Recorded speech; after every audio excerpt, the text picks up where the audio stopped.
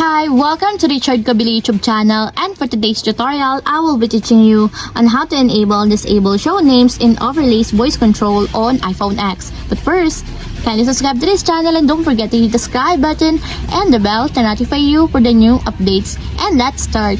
Using your iPhone X from your home screen, first go to Settings. Then in the Settings, scroll down and find the Accessibility and then tap. Then in the accessibility, scroll down again and go to physical and motor section and then tap the voice control. Then in this part in the voice control, go to this section and then tap the customize commands. Then in the customize commands, tap the overlays.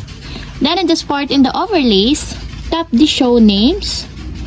Then in this part in the show names, as you can see that it is already enabled. But you have to activate also the switch button under the confirmation required to fully enable the show names in your overlays until it becomes green.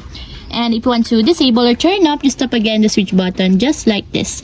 And that's it, we have successfully disabled show names in overlays voice control on iPhone X. If you have a question, kindly comment down below and don't forget to hit the subscribe button and the bell to notify you for the new updates. And thank you for watching!